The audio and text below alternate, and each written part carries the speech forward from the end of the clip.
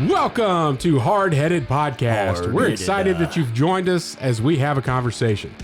It's time to join the conversation. Oh, what? All right. Welcome back to another episode 163. I'm your host, Matt Amos. With me, as always, Chet Sears and Troy Trussell. Here. Today, we're going to hear what's on Chet's mind. We're going to talk about the top 3 risks that we've taken that have paid off. And then Troy is going to end it with a good word.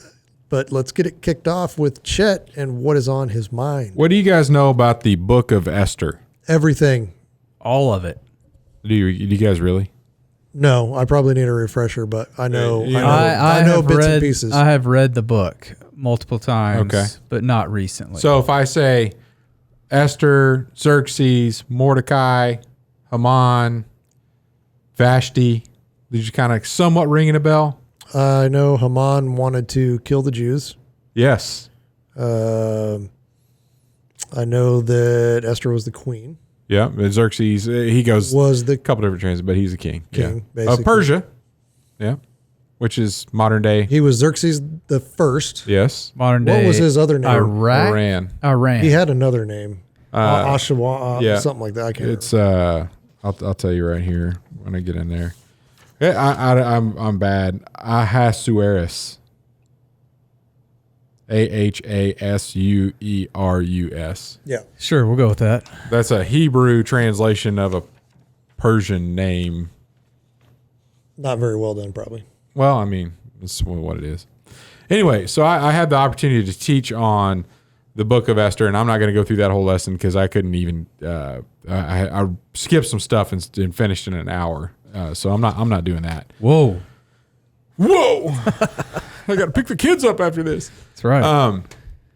But the Book of Esther is fascinating. It's in the Old Testament, and I'll touch on some highlights for this. It's I read this statement, and I don't know if it's true because I didn't go validate this, but there's a claim that it's the only book of the Bible in the Old at all that doesn't mention God.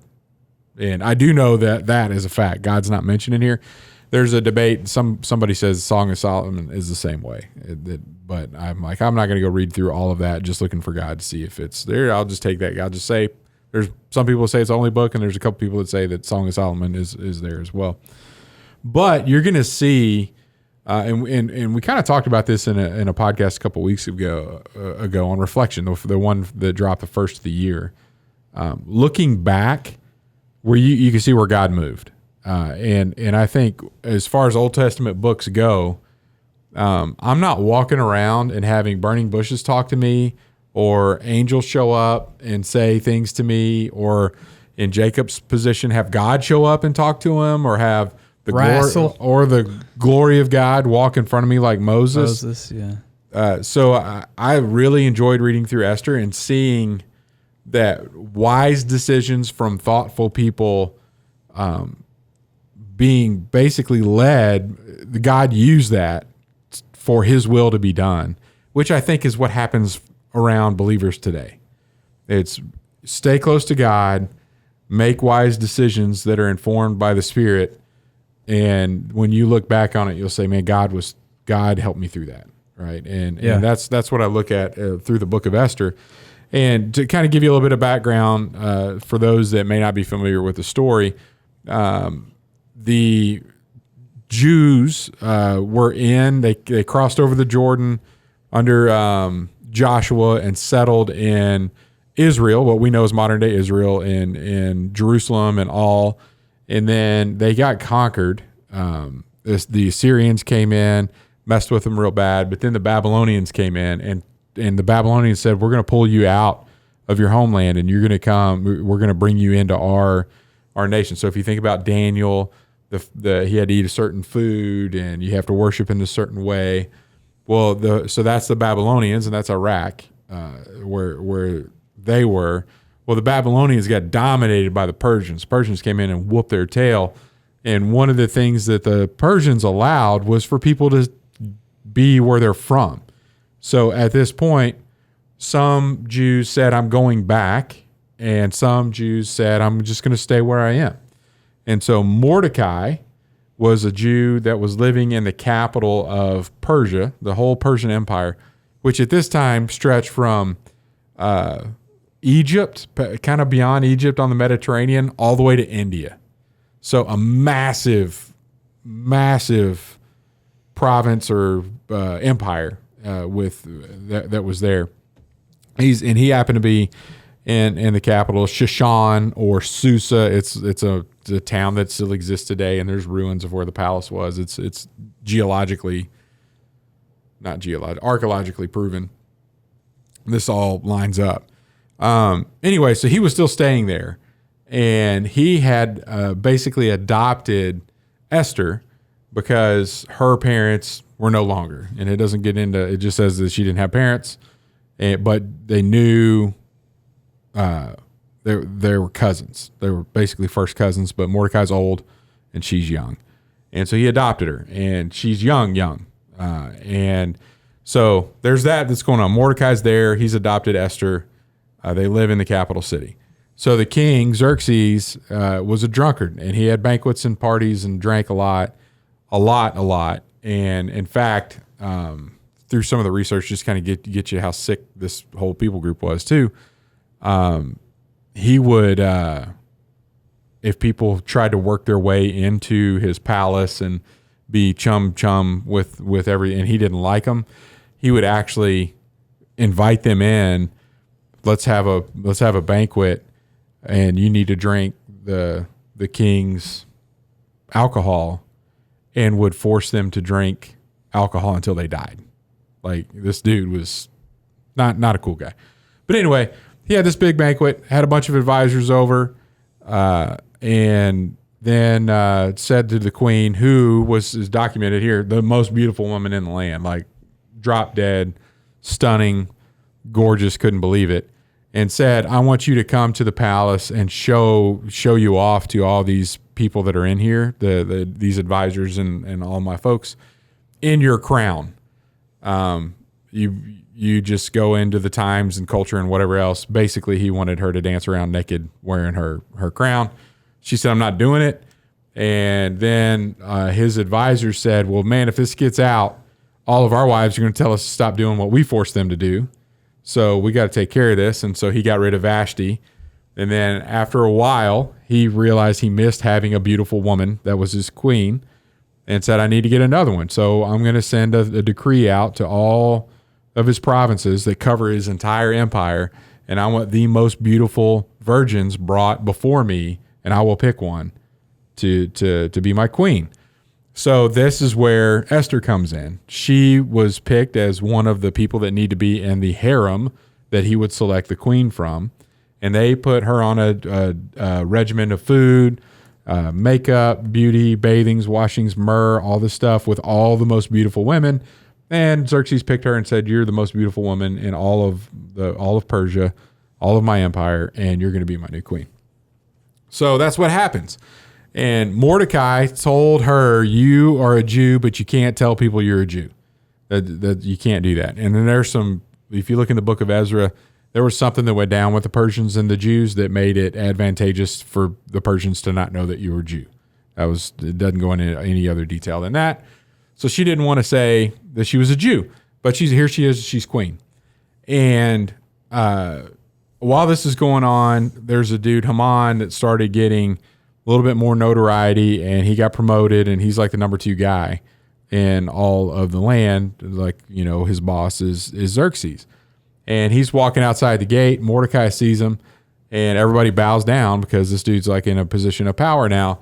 And Mordecai's like, I'm not bowing down to you, and you go and he's an Agagite, which goes back to the time when all the Jews were still in Israel. And I'm going to miss my notes here. But basically, there was a people group that God, through Samuel, told Saul, wipe them off the face of the earth. And Saul went in there and killed most everything, but not the king.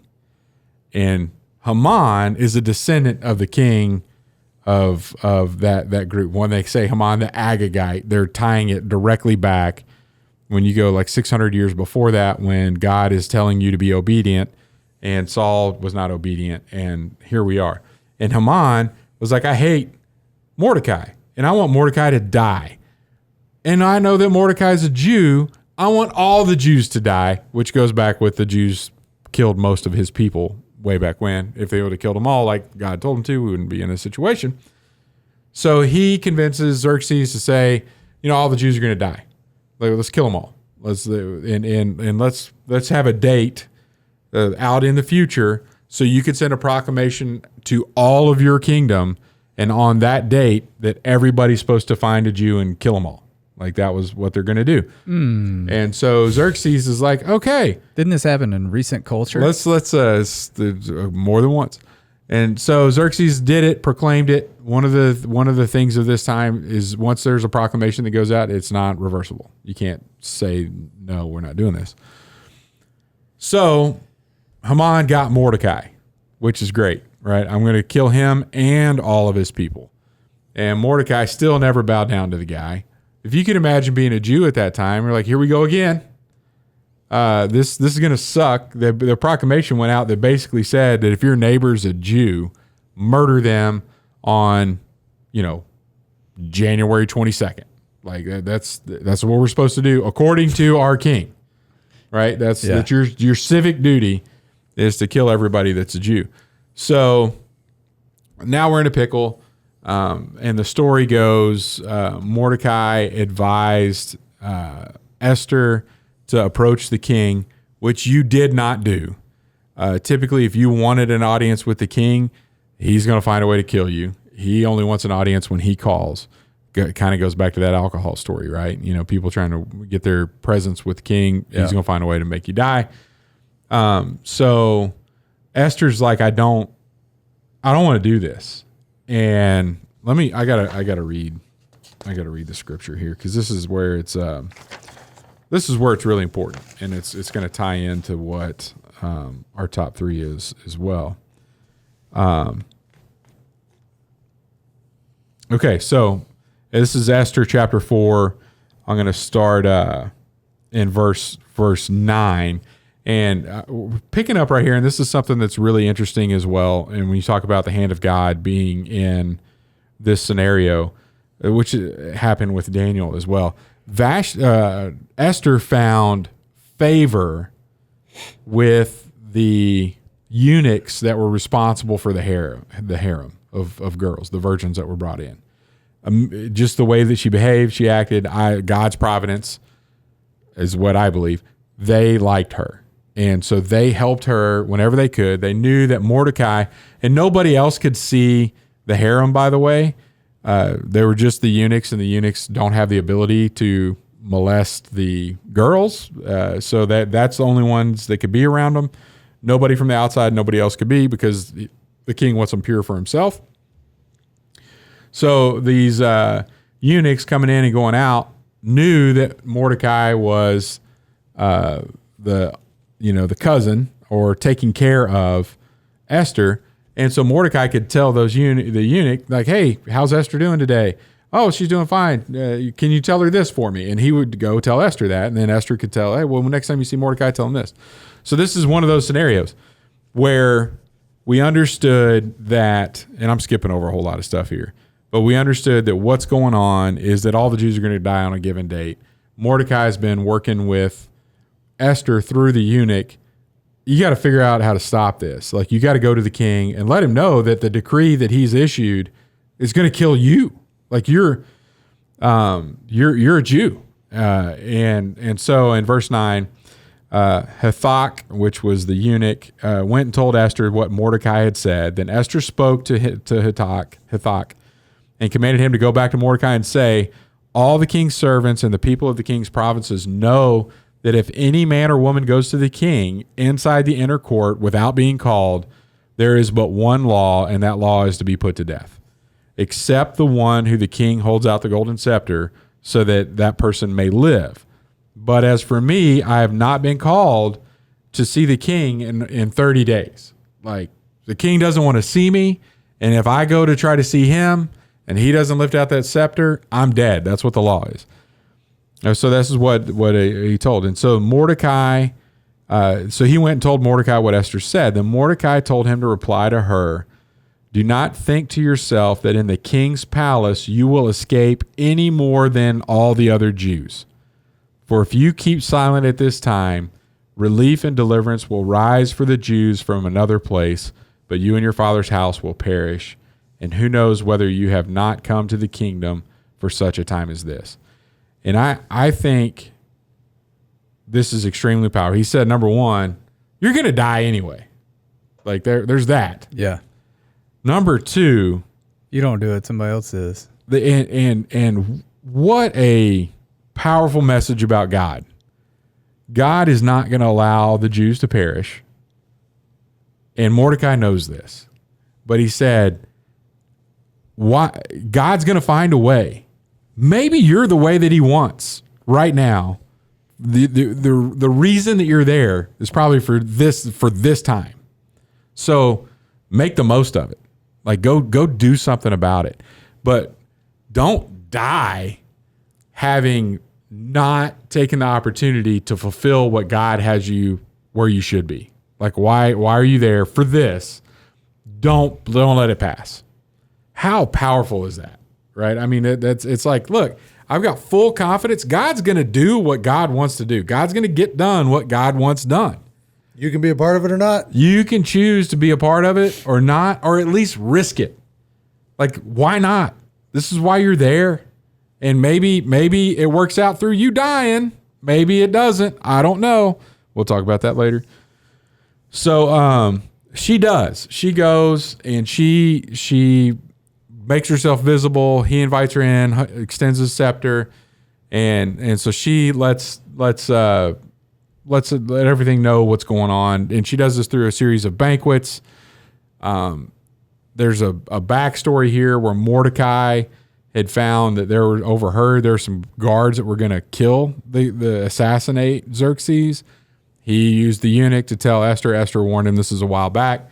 Nobody told Xerxes that Mordecai was the guy that foiled the plan. So while he said, "Esther, I'm willing to talk to you," Esther said, "Okay, let's have a banquet tomorrow and we'll talk about this." And she said, "I want you there, and I also want Haman there. You're number two." So Haman gets puffy proud because the queen is requesting his presence to be with the king at these important banquets type stuff. It's a big deal. Xerxes can't sleep and says, "I want my record read to me. I want you to go through the history books about me that are being written as my kingdom is, expanding or whatever, to try to put me to sleep." The guy picks the chapter that talks about the assassination plot, and Xerxes learns that Mordecai was the guy that that saved him. And so he said, "I need to talk to somebody about this. Who's in the court that I could talk to about this?" Well, guess who's there? Haman. So he's like, "Haman, come here. I need to talk to you." So Haman comes up there and he said, "I want to honor somebody. What should I do to honor them? Somebody that I'm very proud of. They've done something for me." Haman's thinking, this is about me. It's me, baby. So and if I get to write this check, this is what I want. I want horses. I want this. I'm entitled, baby. I haven't done none of the work, but I'm gonna take all benefit. And so he's like, I'm going to keep going. This is all the stuff I need. Well, then Xerxes is like, "Okay, make this happen for Mordecai." And Haman's like, "What?" And he's like, "I want you, everything that you're going to have done, that needs to be done for Mordecai." Well, that's a big no-no. In fact, Haman had plotted to murder Mordecai and put a 75-foot pole up outside of his own house so he can impale Mordecai on it. And then this all comes out that, there's the banquet, there's Mordecai that's starting to get recognition, and then there's a second day. So their banquet is like, "Okay, we're getting along." And he's like, what do you want from me? I'll give you half my kingdom if you want, to Esther. And she's like, "I'll tell you about that at tomorrow's banquet." So they go to the banquet, tomorrow, and she's like, "Well," he's like, "What do you want? I'll give you half all their own." She said, I want my people to live." And he's like, "What are you talking about?" She's like, "I'm a Jew. And you decreed that all the Jews need to be murdered on such and such a day." And he's like, "Well, how'd that all work out? Like, what did I decree that? And she's like, Haman. That was Haman's plan, and you signed off on it. You gave him your ring, and he sealed it. And he's like, Haman, you're gone. And Haman ended up getting impaled on his own pole out in front of his own house, which pretty cool. And how they did that, by the way, there's some more research in here. It was a 75-foot pole. It's 50 cubits, is a foot and a half. 75-foot pole. They don't like go up 75 feet and impale. They basically impale you on the ground, and then they stand the pole up and drop it into a hole. Like, so it's not a pleasant experience. No, it's not a good way to go. Pretty barbaric. Yes. So that happens. He can't reverse the law. So he calls Mordecai in, makes Mordecai the number 2 guy. And Mordecai and some other advisors come up with a plan that they will issue a decree from Xerxes that the Jews can defend themselves on this day. That Xerxes commands that the Jews defend themselves on this day. So the neighbor that thought that they had to kill the Jew was now realizing that the Jew is supposed to kill anybody that tries to kill them. And they're like, oh, we've been neighbors. I don't want to do this. Hang on. This is not in the VeggieTales episode. The VeggieTales does not cover this. Okay. Just at all. Or the pole. No, not the pole. Okay. The pea on the pole doesn't, the little snow pea or whatever. Yeah, it didn't. Guy. Yeah. Okay. So the day comes and there's a fight everywhere. From Egypt to India, all the way up into the touching Greece and Turkey, Iraq, Syria, everywhere, all over. And the Jews kick butt. Anybody who came after them, they defeated them. And then they went that same day. They went after Haman's family. He had 10 sons. They murdered them all, killed all the stuff. And the Jews did not take anything from the families the people that they had killed. So typically you would plunder. I killed you. I'm going to take your house. I'm going to take your animals or whatever. They're just like, man, we're here to defend ourselves. We're not here to conquer or whatever else. We just want to defend ourselves as the king promised. So then that was very successful. This is actually still celebrated today by the Jewish people on a holiday called Purim, Purim. And it's a root word from basically casting lots, so the roll of the dice.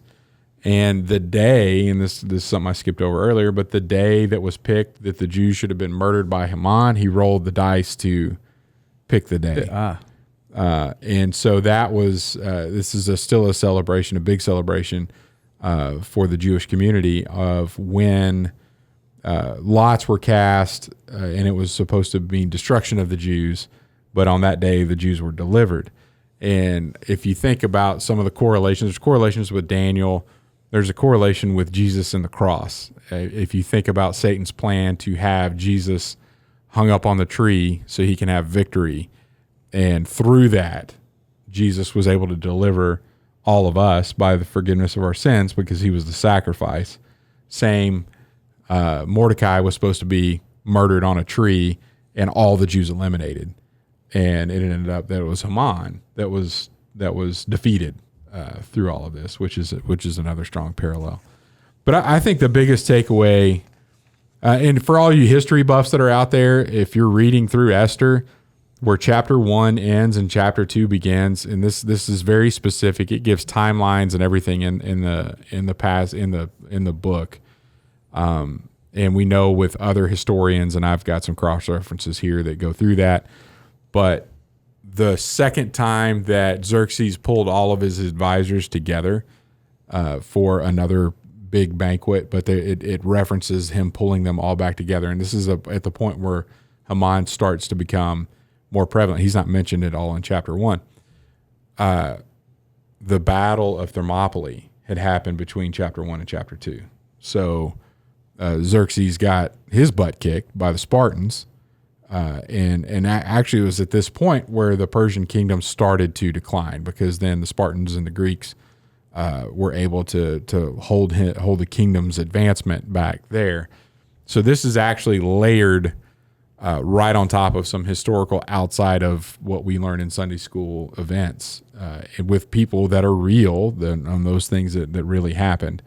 And the character that, you think about the 300, that movie, that character Xerxes is the same character, the same individual that's being talked about in this passage. Now they're taking artistic liberties with, with 300. Right. well, I mean, with what Xerxes looked like and all that kind of stuff as well. He's kind of an effeminate character. Yeah. So we got something going on. Probably cleaning people. Oh, okay.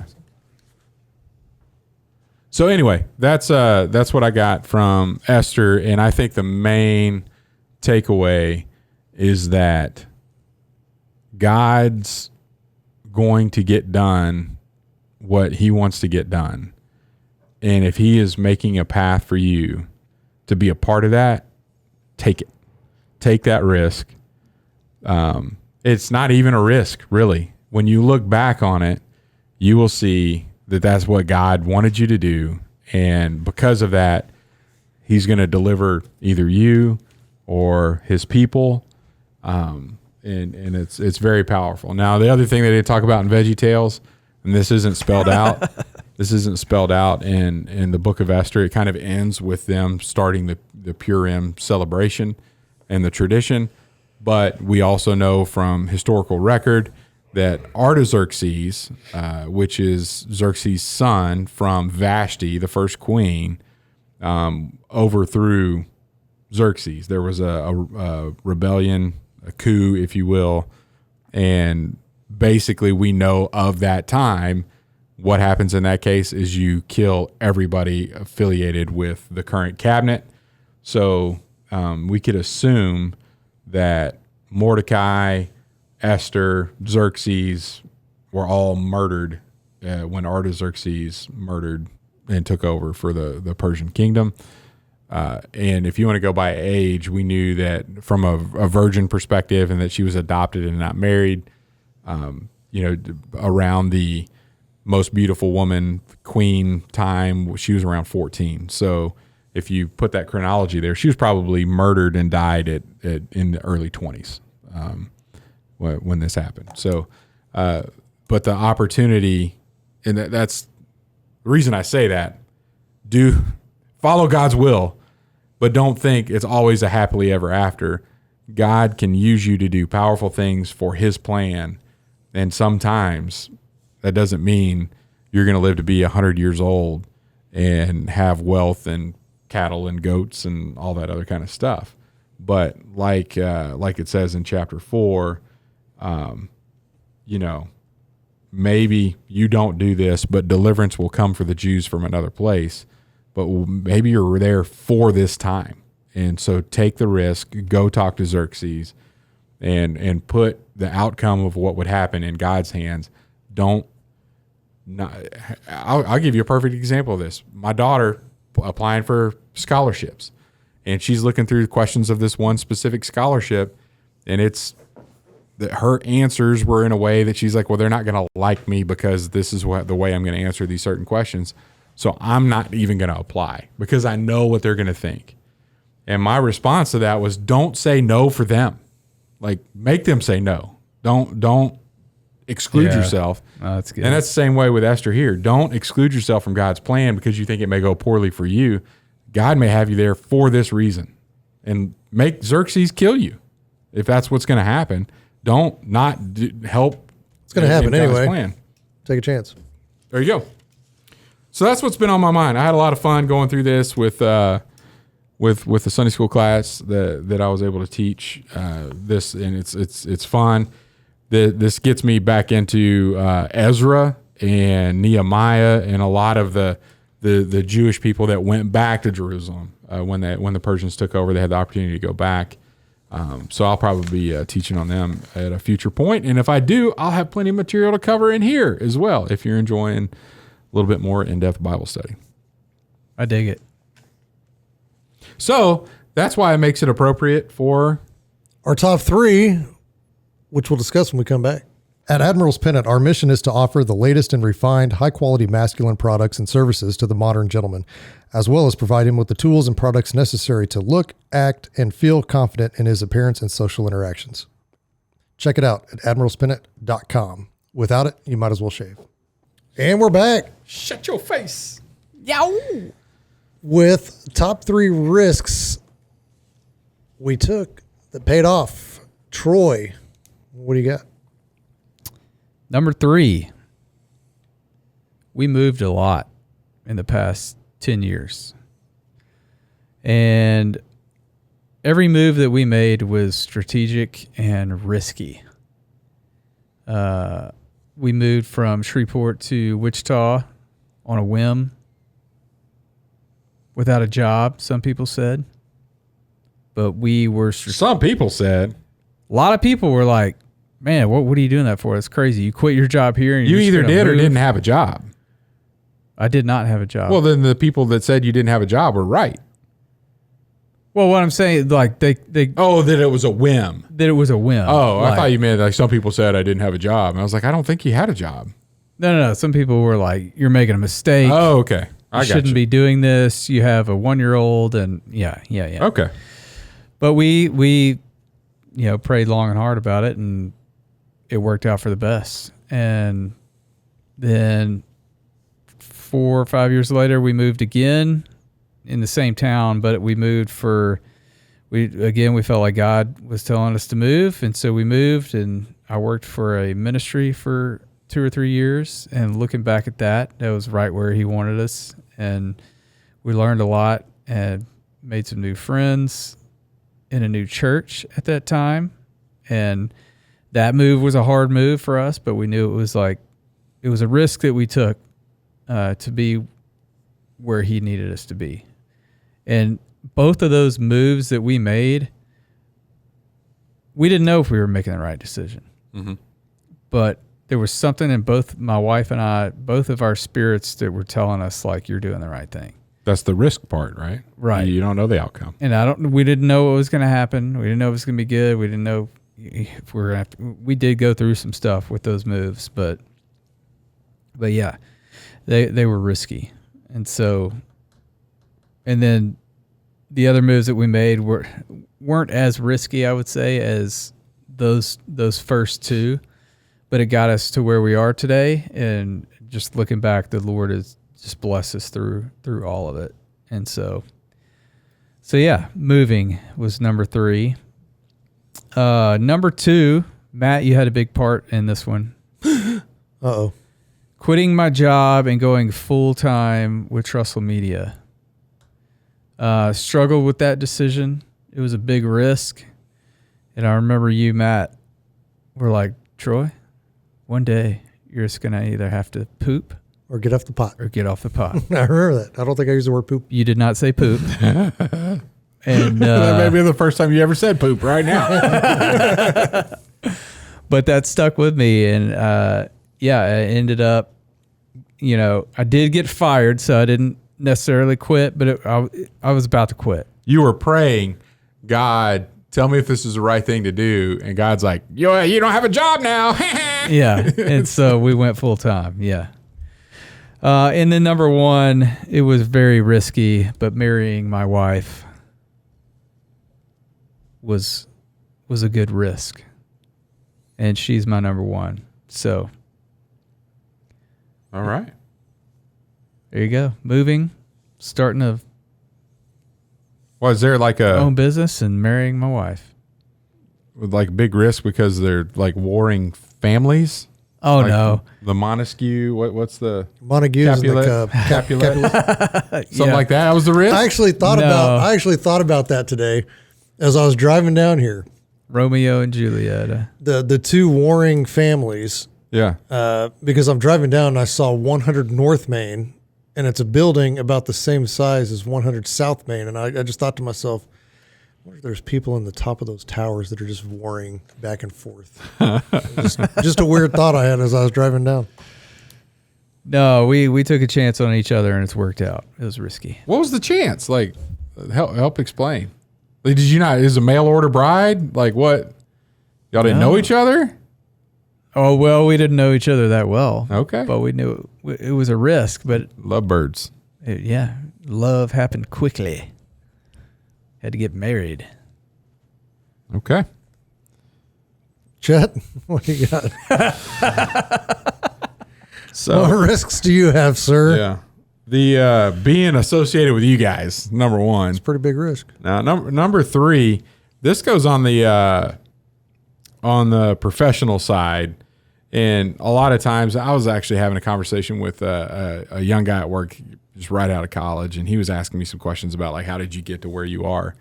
And I've had asked several times throughout my careers, like, what path did you, everybody young in their careers, like, what path do I need to take to get to where, level? And I'm like, it wasn't some master plan that I had, but I could tell you where I definitely interacted through my gut. Like I don't need to be quiet here. We had a horrible plant manager, and we did an annual employee survey by the corporation was required, and we knew that the results of that survey were going to be bad because this guy was just, emotionally beating most everybody that worked on the salaried staff at this factory. And I, through my investigatory methods, had talked to other people in the organization outside of our factory and knew that the survey was taken, the timeline. The results come to the plant manager first. Plant manager is supposed to share them with his direct reports. The direct reports then go a staff-wide meeting and say these are what the results are. And then everybody's supposed to put a plan together to make the survey scores go up. Well, everybody basically was saying that what they put on the survey was, we hate working here because of this one guy. And I realized that months were passing beyond what the schedule was. So he was not doing, or he was either pencil whipping and not telling anybody what the survey results were. And he was supposed to provide action plans through meetings with us, and that wasn't happening. So everybody's like, somebody ought to do something about this, and I'm like, well, let's all speak up. Like we have a all employee meeting coming up on whatever date.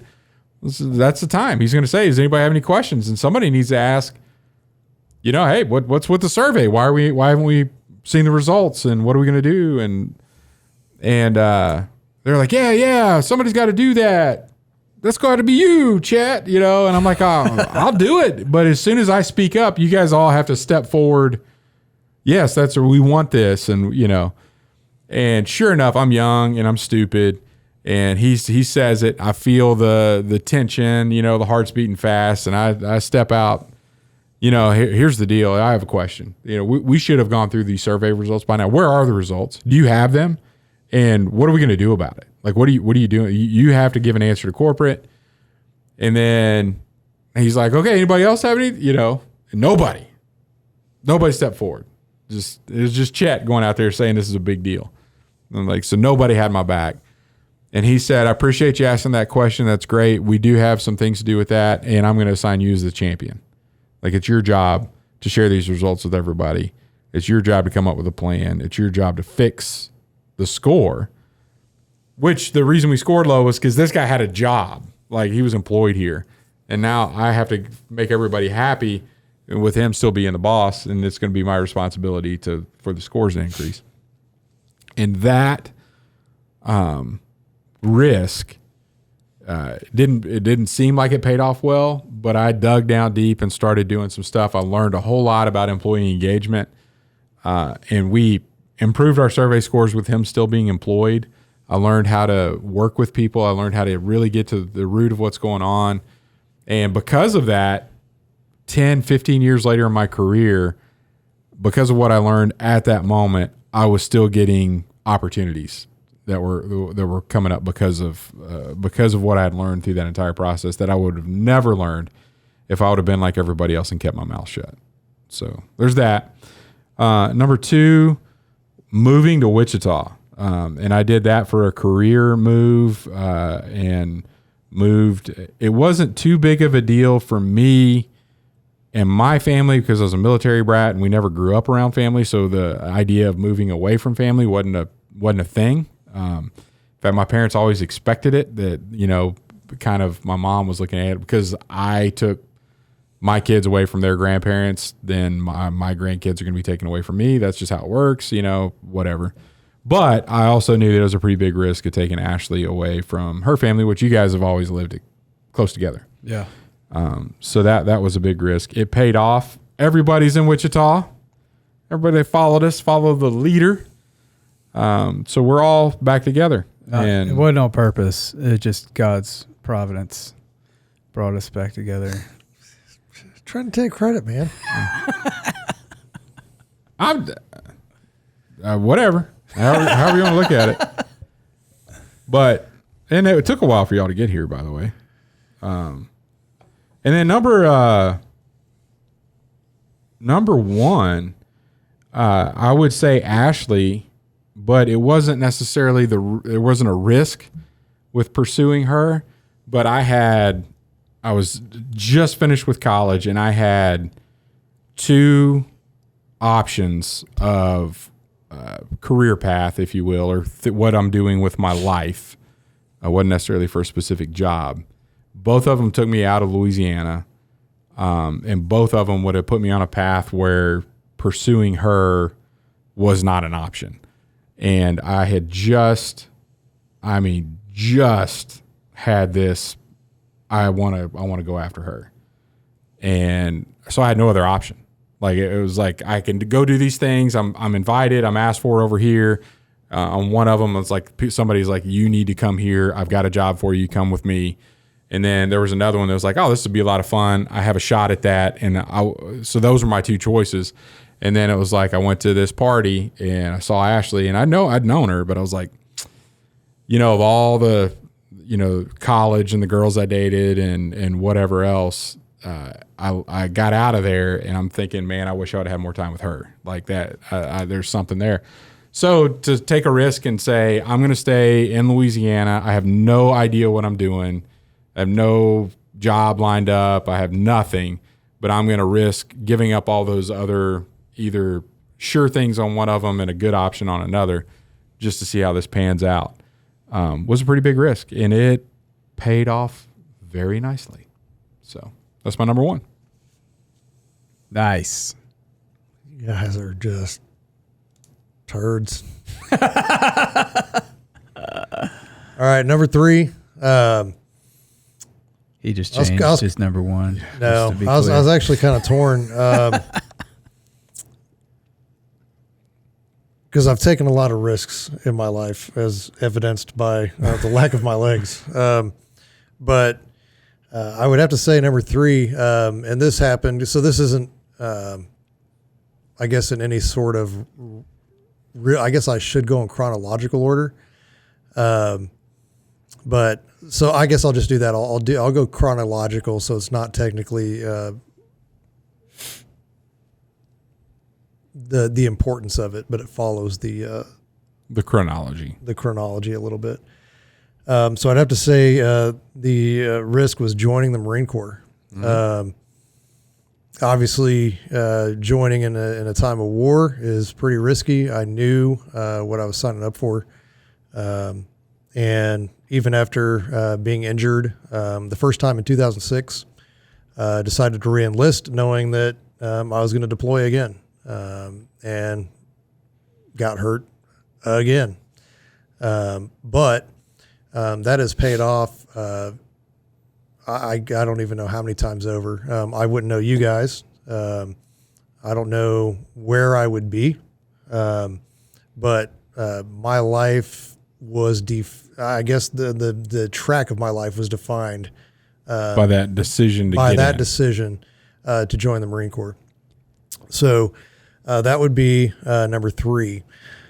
Number two, would be marrying my wife, and that happened. So that was a risk because here I am. I'm on my 10 days leave from boot camp. The drill instructors have already said, don't go home and get married.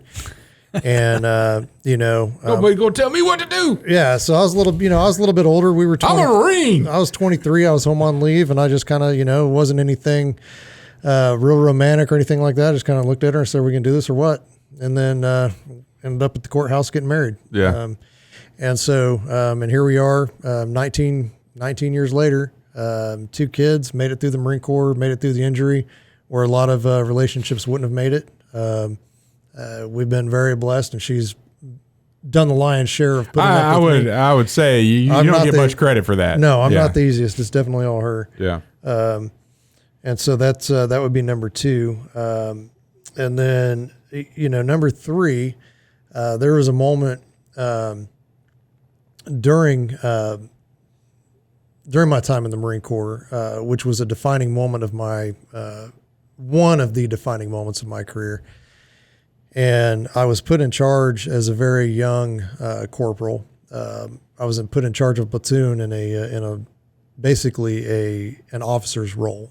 So I was acting platoon commander during the time of transition. After our first deployment, after our second deployment, I'd already been blown up, and there wasn't a whole lot that you were going to tell me. I was pretty cocky. I was pretty mean. And there wasn't anybody that was going to come and tell me how I was going to do something, because right. I've been there, done that. I'm the guy. I've dang near almost died. I don't really care anymore. Yeah. And, one of my Marines was killed in that blast. And I think I've since talked about that, how that kind of affected me. And there was a lot of things that, post that incident that I did that I didn't realize were, post-traumatic stress at the time, but now looking back, it's like that was definitely what that was, because I definitely should have probably been kicked out of the Marine Corps a couple of times for some of the things I did and how I acted towards some people, who I've since apologized to. But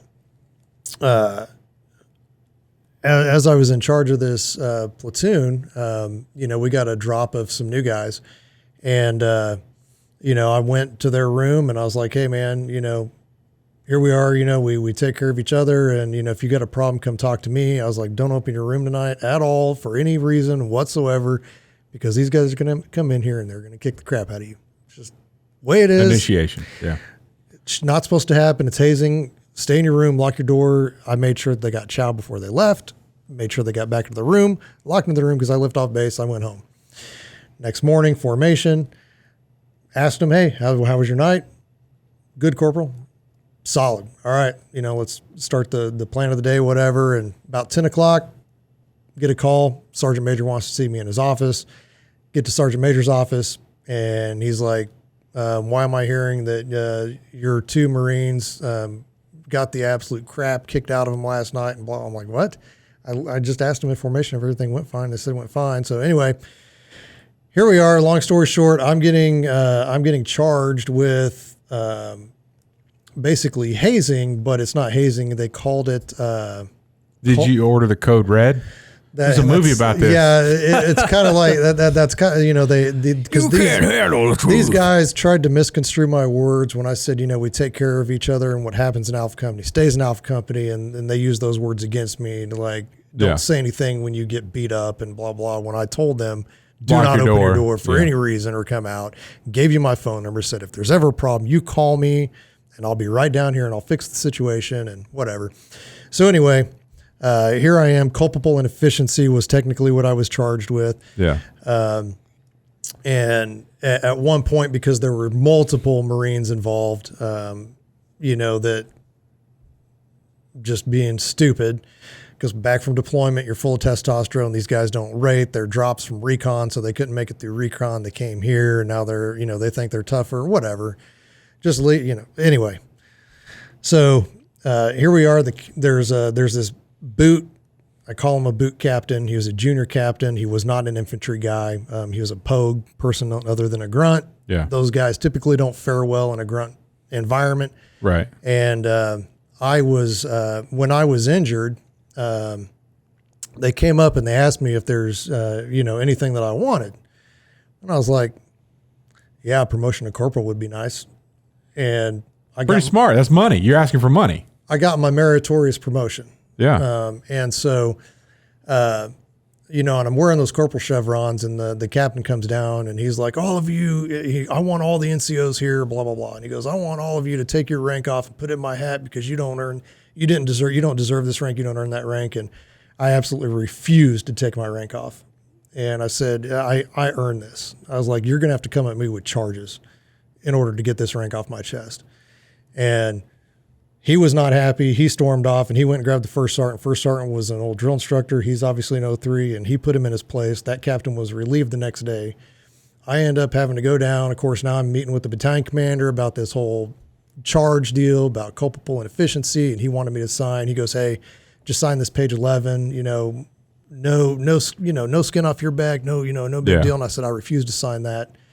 I said, "I did exactly what I was supposed to do," and blah, blah, blah. And I ended up not signing that, but sticking up for myself and for those Marines that actually did the right thing. I said, fry the guys that screwed up. Yeah. Because I told them the same thing. I was like, absolutely do not mess with these guys. That's what they're looking for. They're going to come get you, and they're not going to go light on you because they're looking to make an example as we start getting new people for our next push for deployment. And I think ultimately that gained me a lot of respect with my guys as well as with my command, because it's like, I'm not bad. I didn't do anything wrong. Yeah. And so that was the first time. No, that was the second time I got brought up on charges. The first time I got off as well. Can we just pause for a moment? And if we ever decide to make beautiful music on an album, whatever instruments we're playing, that album needs to be entitled Culpable Inefficiency. I think that should be the band. That should be the band name. Because I had no idea. I had no idea what it meant. I was like, what does this mean? Well, it means that basically you were doing a job and you did something wrong, but you don't really know that you did it wrrong. Yeah. And I was like, that makes absolutely no sense to me. Right. I was like, you called me dumb? So anyway, I said, I'm not signing that. And I went directly to legal, and I retained legal counsel. Yeah. And then when they said, what? We're going to fry this command. And then when I went back and they found out that I'd retained counsel, they're like, you just got to trust the process, man. I was like, absolutely not. I was like, I earned this, and I was like, this is here for a reason. And I was very offended. Like, and that is when I was like, you know what? You've got to step up. You've got to take care of yourself. Right. Because nobody's looking out for you more than you. And I said, everybody's looking for somebody to pass the buck on to make an example out of. And I was like, I'm not going to be that whipping boy. And I think that gained me a lot of respect with some of those guys that I served with. And obviously it was nerve wracking at the time. But it ultimately paid off because I got to keep my money. I got to keep my dignity, my grade, and and it was like I got to keep my respect because it's like I did not do wrong. Yeah. So don't be afraid. Awesome. Don't be afraid to stand up for yourself when you're right. That's awesome. Yeah, it's hard to let this moment pass without just mentioning people that take a risk. Matt and many other young men at the time. You're not young anymore. You're old. And like blood pressure meds, taking all daily meds. But welcome. The post 9/11 world, the risks of men just going in and signing up. Like, I'm not going to allow this to happen to my country without me doing something about it. And we appreciate you for doing that. And enjoyed all of our listeners that are out there that walked into a recruiter's office. Some of them I've had conversations of guys that I've met through the work that we've done on September 12th. Like, this, I'm going now. Like, this is not okay with me, and I'm going to do something about it. And talk about risks that they've taken, and the payoff has been for us, here in this country. We really appreciate that. So, anyway, I don't mean to make you tear up there or anything, Matt. If it's okay, I think you're solid. Okay, good. All right, Troy, what do you got? I think the good word. Yeah. Is risk. Okay. I mean, we've talked about it all episode. Take risks. I don't have anything else. Calculated. Don't take dumb risks. No, take risks that. Yeah. Like, your gut tells you this is what I need to do. Stick by that. Yeah. Don't chicken out. Yeah. Even when everybody else is telling you that it may not be a good idea, but in your gut, deep in your soul, that you are making the right decision, stick with it. Because in that situation you just explained, everybody was pretty much against you, right? It felt that way. Yeah. Yeah. And that when we moved up here from Shreveport, it felt like everybody was telling us that we were doing the wrong thing. But we felt in our gut we were doing the right thing. So nobody asked you. everybody else. That's right. So If I wanted your opinion, I'd give it to you. follow your gut. Take a risk. It was so fun because I see those. See those memes, and you see the new recruits on the bus, and then that drill instructor steps on for the first time, and then you got the memes like, this is when he started to second guess his decision, and this is when he knew he effed up, and whatever. I never had that. I sat on that bus, and that guy was yelling at me, and I was like, Yeah, come on, sucker. this is exactly where I need to be. Yeah. This is awesome, Nice. and it was a challenge. I really enjoyed it, but that's one of those risks that just ultimately paid off. It was cool. Yeah. All right. This episode brought to you by United States Marine Corps. Call your local recruiter. Thanks for listening to the Hardheaded Podcast. Don't forget to share this podcast with others to help us get the word out. Also, if you haven't yet, please rate and review the show. This helps our podcast show up in other people's suggested shows that may or may not have listened to us before. Thanks for listening, and we'll see you next week.